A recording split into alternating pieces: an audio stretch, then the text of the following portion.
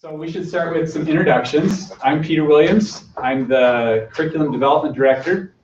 And so in Curriculum Development we have, well, I guess I'll introduce the team in a minute, but we've got designers working with course leads to design and develop courses. We also have an instructional media development group working with us to try and help create pieces within those courses. It's good to see so many of you, and some of you that I recognize and know from the past. Is it Bart? Good to see you, Martin. Let's see, I've also got Jim Croasmun here and Steve Willis. Why don't you guys introduce yourself? Sure, Jim Croasmun. I've been here with the online learning since the inception, and I'm a curriculum designer, so I help make online courses. Steve Willis. I'm not a designer, but I work in course improvement, which is kind of a sister department to curriculum development. And I help get designers attached to projects that course leads or OCRs need to improve the quality of courses. I also help gather data, information, and kind of act as a bridge between online and on campus to hopefully get things done. Awesome. So we've got a three-person dog and pony show for you here today. And we're not necessarily just going to stick with the flow the whole time through and worrying just a little bit about that. I thought it might be good to start off with just a 3-minute summary. The lightning talk got me in this mode. I don't know if it does this for you, where you're like, come on, get to the point. I need it now in like 5 minutes or less, so I can decide whether I stay here or leave. So we'll give you the short encapsulated version here really quickly, and then I'd love to just take a second and find out what are some of your questions about the curriculum development process or the course improvement process, so that we can try and make sure that we get to those at some point in the presentation today. We've got a director who doesn't do much, just watches other people do stuff. We've got a designer who does all the magic, working with course leads. And we've got Steve Willis, who makes everything else happen once the course is actually live. So we've got good people here to answer some of those kinds of questions. So we'll just give you this little clip. Now, I'm not actually going to click on it here because this just goes to a link. So online folks, if you want to pull this up, if it's easier quality or whatever to view the video yourself, you're welcome to do that. It's BYU-Idaho.edu/curriculum-development. And then you can locate the Our Processes tab and you get this cute little video. We got sounds too. We do. Life cycle of a BYU-Idaho. Oh, and can we maximize the screen? Sometimes we can. Sometimes we can't. Oh. Online course. First of all, the Dean's Council works with different colleges and departments to determine which classes will be developed into online courses. Once a course has been selected, the department appoints a course lead. A course lead is a department member who has experience teaching the face-to-face on-campus class. He or she acts as a subject matter expert. Since this vital role requires an extensive time commitment, departments will accommodate for this time in the course lead's teaching schedule. Simultaneously, the online department assigns an instructional designer, known as the curriculum designer, to the project. The course lead and the curriculum designer form what is called the course council. They, along with a team of student employees, will design and build the course. During the pre-development semester, the course council meets together a few times to review the course outcomes and objectives to ensure the online course aligns with the face-to-face classes. They also begin planning for any textbook, video, or audio needs for the course. The development semester contains the most concentrated effort in the course development process. The course council works together closely, meeting at least weekly to compile all the necessary components, such as assignments, labs, quizzes, etc. Some face-to-face learning activities transfer well to an online course, while others need a completely different approach in order to be successful in an online classroom. In addition to the work of the course council, media developers create graphics and videos for the course. Furthermore, all other outside resources, such as library materials and external software tools, are incorporated at this time. During the review semester, a team of copy editors reviews the course to confirm that all links and activities function correctly, that it upholds BYU-Idaho delivery standards, is accessible to all disabled students, has clear and concise wording, and that the course meets legal criteria. Once the online course has been created and reviewed, one section of the newly designed course is taught to students during the pilot semester. An online adjunct instructor joins the course council to teach this section of students. Each week, the course council evaluates previous, current, and upcoming lessons and makes necessary adjustments to the permanent version of the course. An important transition occurs at the end of the pilot semester. The curriculum designer leaves the course council, which now consists of the course lead and a lead online instructor, known as the Online Course Representative, or OCR. The college department now retains complete stewardship over the course. The course council, aided by the online course improvement team, monitors all sections of the course and makes any necessary adjustments. These alterations may be as small as changing sentence syntax or as large as replacing lesson content. If the modifications are extensive, the course may even be redeveloped. The course is constantly improving.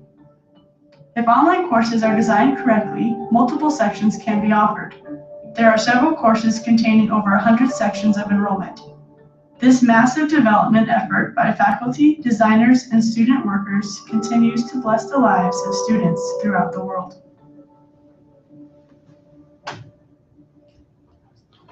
So there you go, that you got the short, concise version. Now let me say a few things about this video. First of all, the main point of this particular site is for course leads. It's kind of internal facing to the university. We use this to help communicate with faculty here on campus about our roles as we work together in developing a course. And that's my most common mode, actually, in explaining the curriculum development process. It's explaining it to faculty. Oh, come on in. And the online folks love to see that there are more people piling in. So, anyways, that's my most common mode, is explaining this to course leads that we're working with. As you listen to the video, you have the nice calming music. I don't know if you noticed the nice calming music. That's because when you bring a course lead in who has their 15 credits of teaching on campus, and you tell them, hey, we want you to publish a textbook. They're like, they just kind of die, and we have to help just calm them down. We're going to be here to help. You're going to have lead as we actually develop it, and it's actually best if we don't write a textbook, if we use some digital resources that are already available, and we go through that process. To show it to this audience, I wish I could just switch the music that's going, so it's exciting, dun, dun, dun, because we're developing some awesome, exciting courses to work with. Let's do this though. At this point, Steve, do you want to describe? Let's just use this little corner. We've got a whiteboard and a marker. I have a question before you move on. Good. Did you and Christina pose for those images that were? I didn't, but I was thinking that did look a lot like Christina, who's another one of our designers that we have here. So that's a great question. Or Tim traced your outline. Yeah. So help us know here. What questions do you hope we really hit today? What questions do you have about the development or improvement process? I just have another question. Are you using designer, developer? Are they the same thing? Yep. I'm blurring that. The curriculum designer usually serves in a design consultant role, so with an instructional design background, as well as the project manager role for the project, as we work with faculty who could tell you awesome stuff about a subject area for a long, long time, but might not have a course to show for it afterwards unless we have a project manager helping to pace the group and move through things, as well as in the development role. To tell you the truth, we use an army of student employees that we use, to help with the assembly and iLearn. We've got media development resources, we've got, anyway, so other resources going into that as well. But I'll slip between words just a little bit. If you want to talk about this later, be fine. My course I'm piloting it for the third time now in iLearn 3.0. And there's some work that needs to be done, new textbook. And so I guess I'm wondering to submit it for improvement or for redevelopment, which would have higher priority, which would get it done faster. Great question. Does that make sense? So which path? Yes, which path? choosing redevelopment or improvement as a strategy from an OCR perspective. That's great. And maybe it'd be good also to throw in there how to request improvements from instructors. Put that up there as well. What if you're not the OCR? Great, let's go in the back and then up here to Will. So the course leads, from what I was understanding, there's a faculty member usually that is that person. Yep. What do they have or in regards to designing like the classes for pathway, the course lead for that, since usually that's not taught here on. I mean, I realize they may be teaching like that same religion class here online, but it's a very different. Yep. What kind of feedback do you get from pathway in order to help with the design phase? For like GS 120 life skills, for the introductory English writing classes that are out now, doing it with pathway, there are some differences with a full-time BYU-Idaho student doing it online. Great question. Great question. Does that make sense? Yep.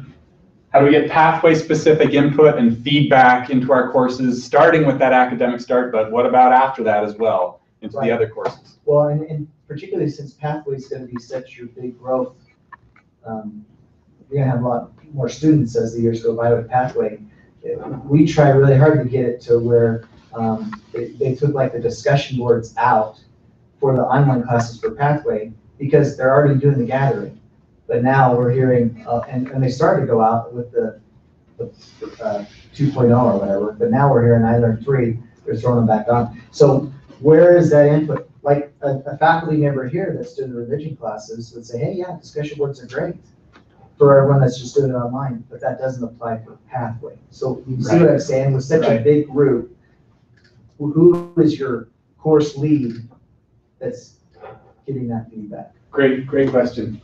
What others? Any others that you want to make sure we hit about the development process? Will, that's right. This might coincide with some of this, but people saying I piloted my course in 2.0 and then the next semester in 3.0, and then I was made OCR over myself basically. And now this semester, unbeknownst to me, like 2 weeks into the class, that I found out there's somebody else teaching the course. I was like, oh my gosh, there's so many things that I probably should have fixed beforehand. That I knew the pain points and where to go. So now I'm just trying to figure out like how to best proceed because I was just kind of working with the course design and stuff before. So how to get improvements made to a course after pilot?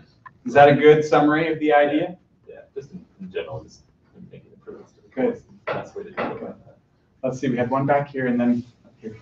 So, might be a little off topic. I'm interested in the criteria for doing an online course. Is it volume or what goes into the decision making? Good. How do we choose online courses? Prioritize projects, even not just for developing a new one, but how do we prioritize improvement projects that we have for courses? That's great. And let's see, up here and then back. So I'm in family history, and I know we are a different kind of kettle of fish, I guess. But so if, awesome kettle. We got 18 family history courses, the whole program, right? Yeah. It's an awesome kettle. Except that we don't really like the course lead. I don't know who created my course, and I'm the OCR for my course also. I don't even think that. So when there's questions with the course, or it's maybe a little bit it needs improvement, and I'm not sure where they're trying to go, like the objective of the class in certain lessons or whatever. I don't even know who created it or who to go to. I know Meg is now our course lead, but she wasn't the one who created any of them, or isn't necessarily a specialist in British research, which is what I teach. Right. How are we supposed to resolve these things if we don't know who created our class? Yeah, good question. And family history is a good, unique kettle in that sense. For those who don't know anything about our family history program, I'll just explain this briefly, and that is, BYU-Idaho is working to establish partnerships, and BYU-Idaho doesn't have a family history program here on campus.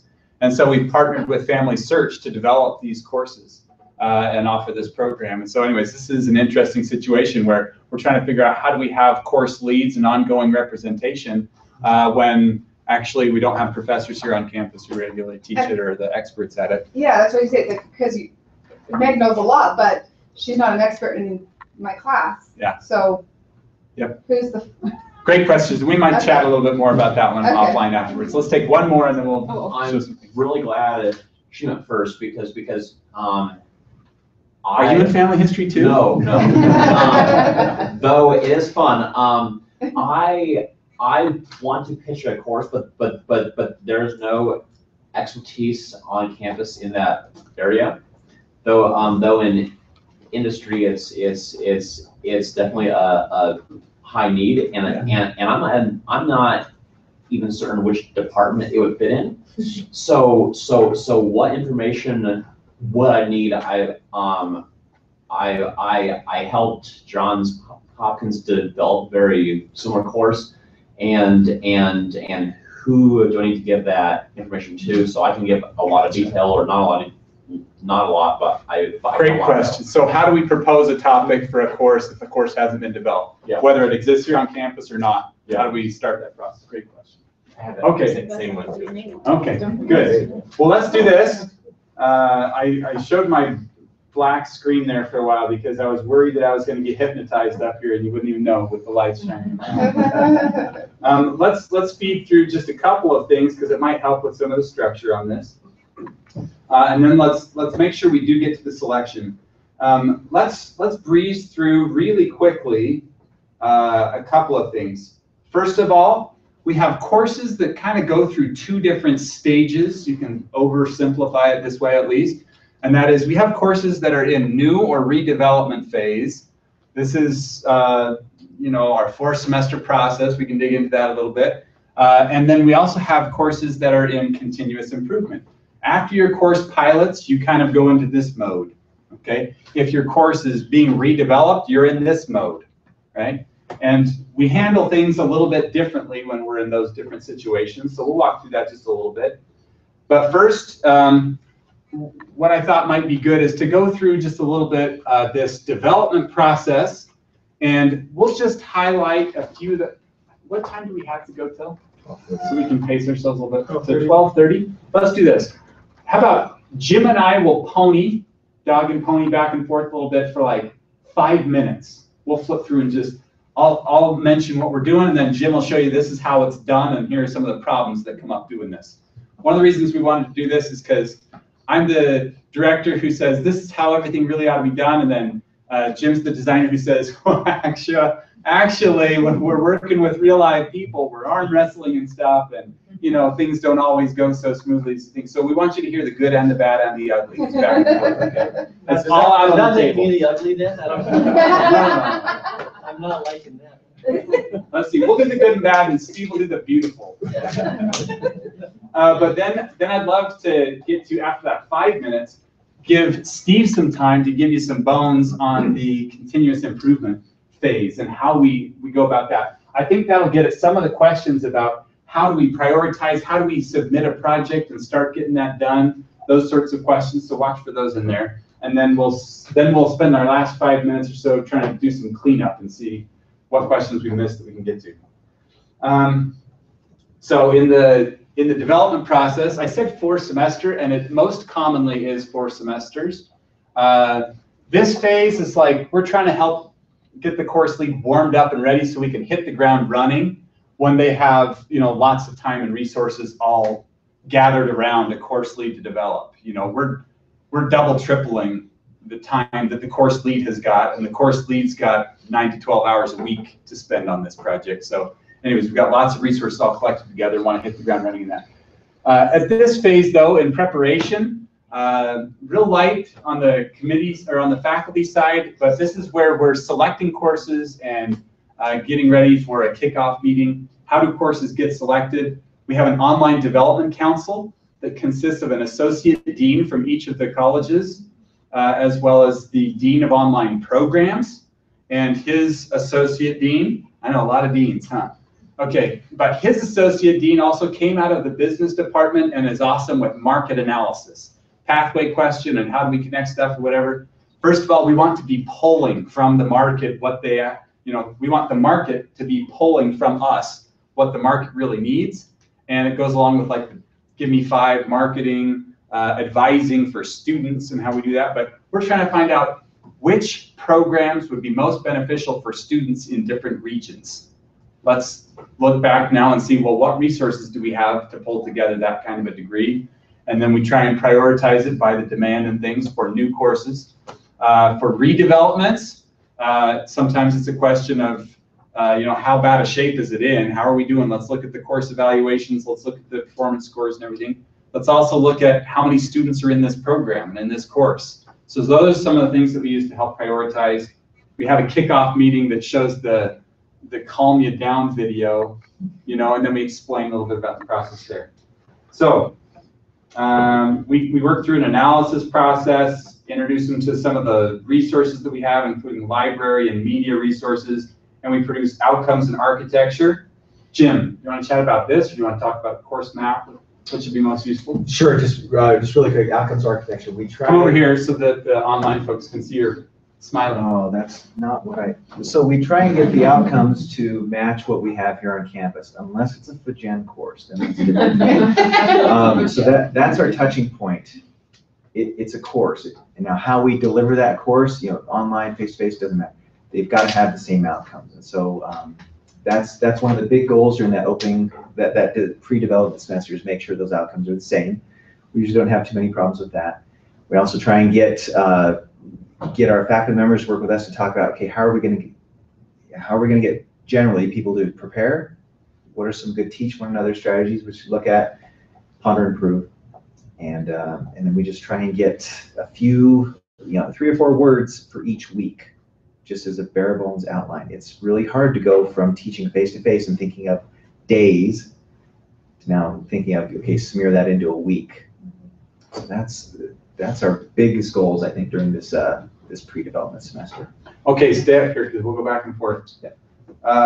Pre-development semester, then we move on to the development semester. In the development semester, this is where the magic's really happening. Rubber's meeting the road. You got hands and legs flailing everywhere trying to get a course done, right?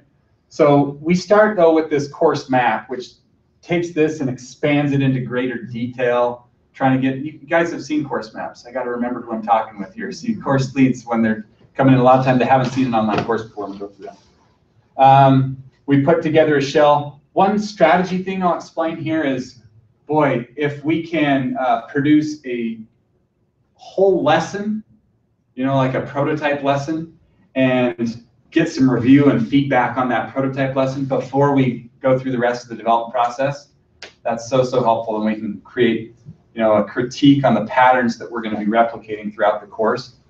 And then the main deliverable of this semester, of course, is the complete course, adding in media objects and course notes.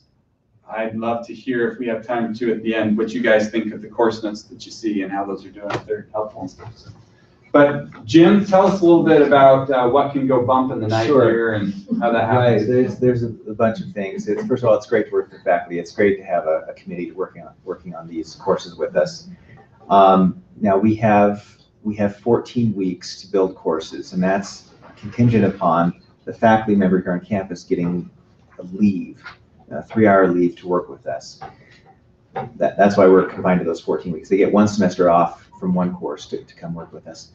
Time is our biggest resource. So you may be asking yourself, as you're teaching some of our courses, why the heck did they do it this way? Why are they using these rotten test questions? Or maybe you don't say that, but why did they do it this way? Most of it comes down to time.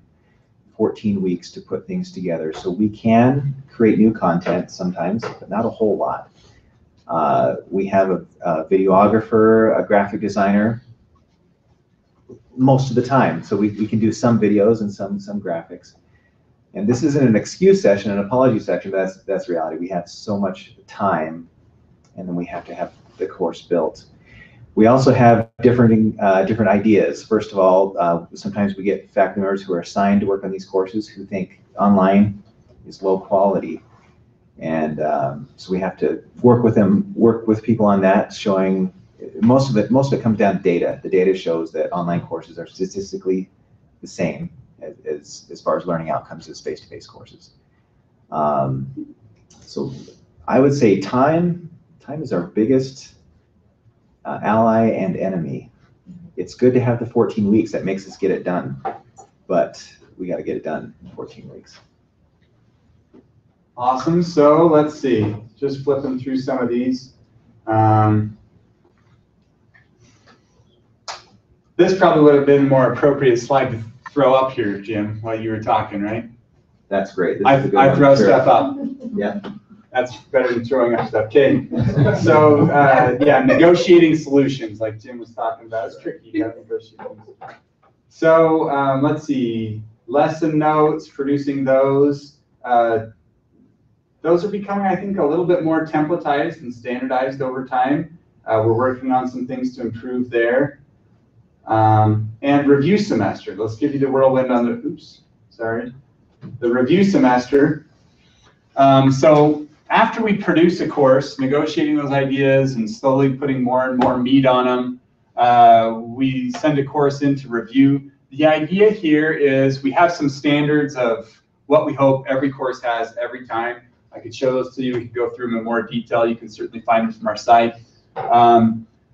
And then we want to have product testing on this thing. So we've got students who go through and review it with a student mindset, asking, do I understand these instructions? Where are the resources they're talking about? Can I find them okay? You know, and we try and product test our way through it there, not actually doing the activities, but walking through the motions of doing all the activities at least. Then this is all just transparency, right, and frankness. Instructor reviews. This has been something that has been aspirational. We have worked and worked at it, haven't quite gotten there yet, but we really want to have the instructor product testing before we actually get to pilot.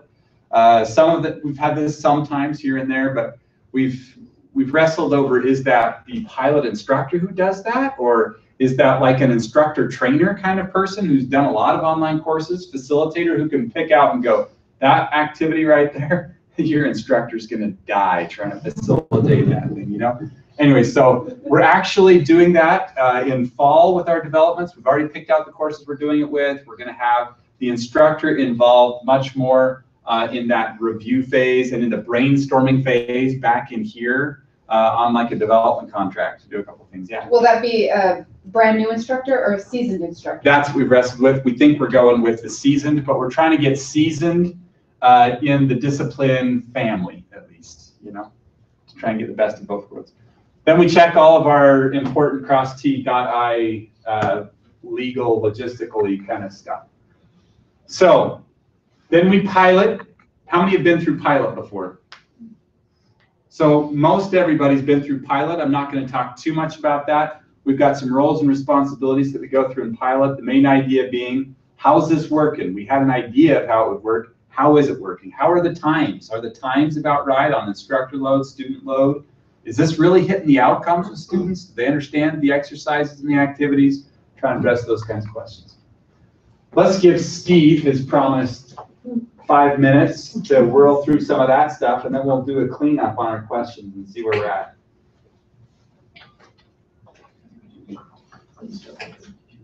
Okay.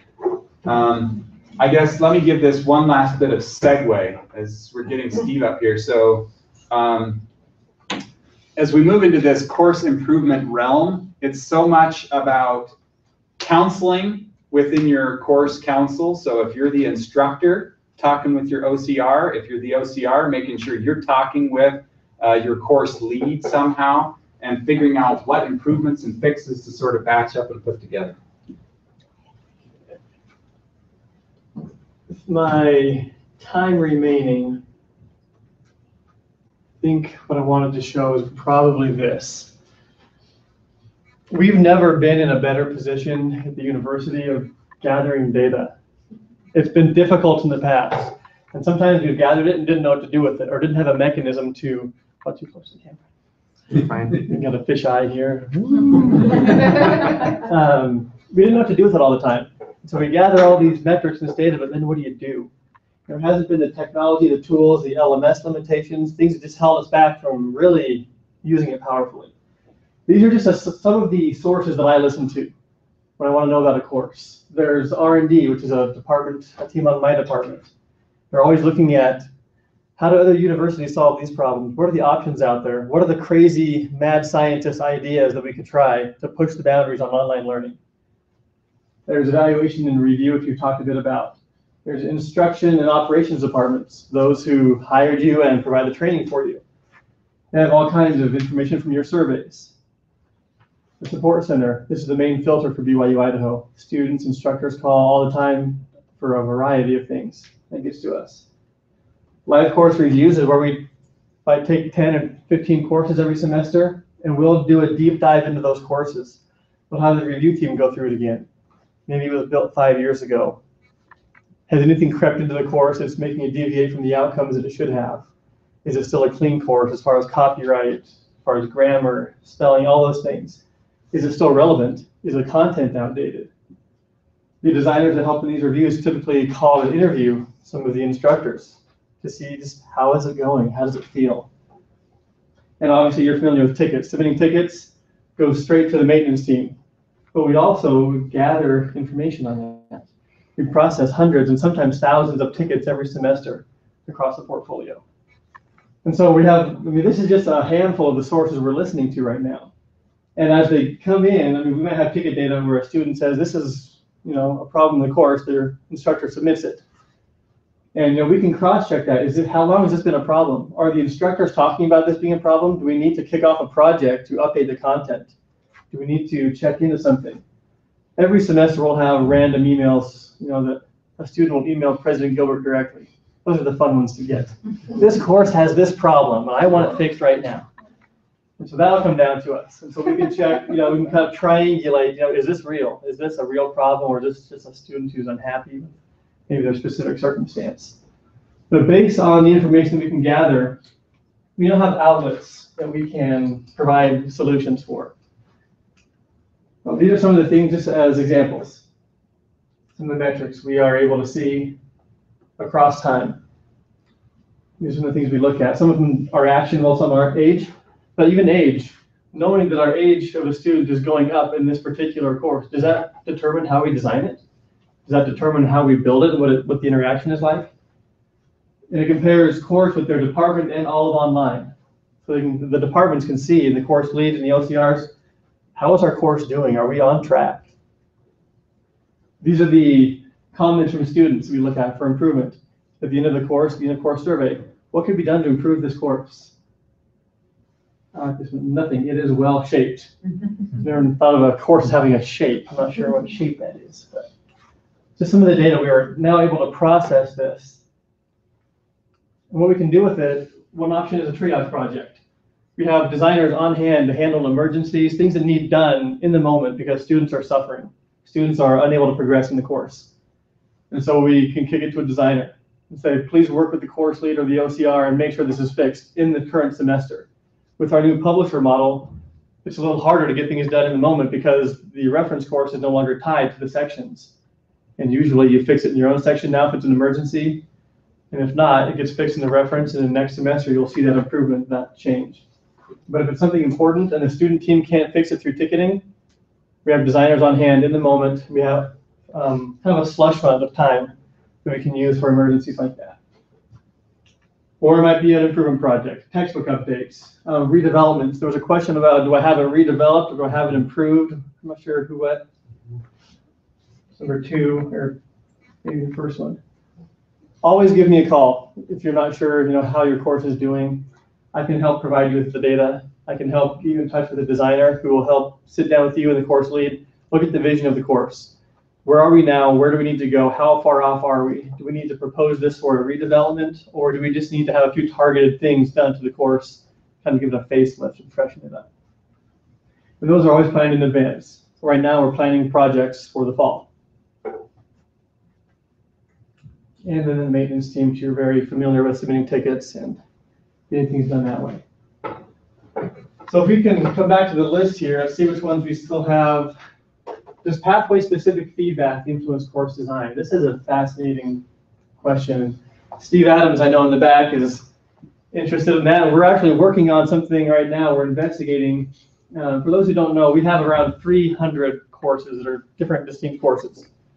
In about 250 actual core courses. You might have GS 120, and then the L version, and then the gathering version, and then there's several, then the block version for some courses. And so we're exploring the idea of how can we have one reference course, one course, but using roles and permissions, identify the students who may be pathway and restrict visibility on some things. And so they see certain things and the rest of the class doesn't see those things. So we're looking at the possibility of doing that. And so that might address some of this. I don't know if you had any words on that, Peter. No, I just, as I was kind of doing an inventory on our list here as you were talking a little bit, Steve, and I was thinking, you know, I wanted to just ask, so does everybody know, how do you request a project? If you're the OCR, how do you request a project? If you're an instructor, how do you request an improvement? My understanding, I could be wrong, because I'm learning a lot. Thanks for being bold. I'm an OCR. I need to go through my course lead. Steve, you want to talk about the bandit sheet or anything like that? The bandit, not the bandit sheet. I think in the case on this kind of request, certainly we encourage as much counsel and communication within the course council as possible. And, I mean, an OCR can certainly, email me or work with their OCRM and say, I think this course needs this. Okay. But if I go then and talk to the course lead about that, and it comes out of the blue, there's kind of a disconnect. So we would always encourage counsel, talk together, be on the same page. And then either one of you, if you wanted to give me a call or the course lead gives me a call, it doesn't matter so much on my end. Okay, and that's kind of where I was going, that if I talk with him and he says, hey, yeah, go ahead, that sounds great, go ahead and send it through. Right. Then it's good, but Right. just don't circumvent, you might say. Right, and then I'll type it up and I'll kind of document what we need based on what the email or the phone call says. And I'll usually just be in touch with the course lead anyway. We're planning this. Is this your understanding? This is kind of what we're kind of packaging. We have a lot of this much time next semester to get that done. How do you feel about that? And we put it on the books. We can never guarantee or promise that it'll happen because we've taken all the requests, we put them all in the bucket, and that goes to this question here, the prioritization. Every semester, for the last year at least, because of the transition, there's been too many projects to do and not enough time to do them. And we had hoped to convert like 10 or 15 more courses to block versions, to have more block offerings this summer. But those had to be pushed off because they weren't as critical as other projects that needed to be done to improve the quality of an existing course. So every semester we sit down and kind of wrestle about that. What's a block offering? A short and condensed version of a 14-week course is one we can offer in the summer as a 7-week, during that 7-week break, yeah. or during the first half of one semester or the second half of a regular 14-week version. So how do I request the project? Talk with Steve if you're an OCR, and when in doubt, use the fixed form. I wrote that on here. Always, always, always do something with the idea, though. Don't just sit on the idea. If you've got an idea, submit it through the fixed form if you don't know what else to do with it. And I think that talked about this one too. Let's see, how to do fixed projects or improvement projects in a scaled course, fixed form, talk with Steve if you're an OCR. And let's see, how are projects decided? Steve was talking about that. We got to prioritize so that we can allocate resources on the most important things. I touched on that a little bit too, with taking into account enrollments and things like that there. This one, let's talk about this one offline. This is a specific FH Gen project. What do we do when we have a weird exception course lead situation? Let's talk about that.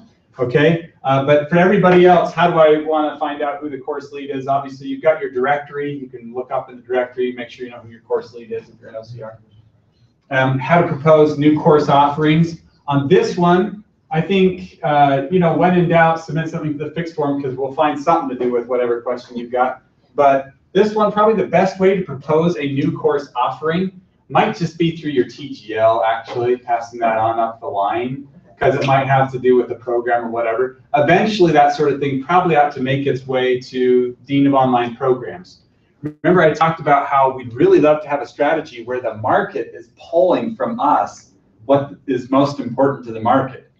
And it's a trap that we can fall into as a university to push up topics from the bottom. I love this topic. I don't know why everybody else in the world wouldn't love it, and we can push up our topics. And you probably do have a really good one that the market really does love and want. But anyways, that's sort of our mechanism, is let's get it through that Dean of Online Programs eventually and check it out with market research and stuff. So probably the last question and then we're done. But if the TGL is not sure what department it fits in, so didn't pass it on because of that, then don't you talk to us afterwards? I'm Yeah. really curious. Yeah,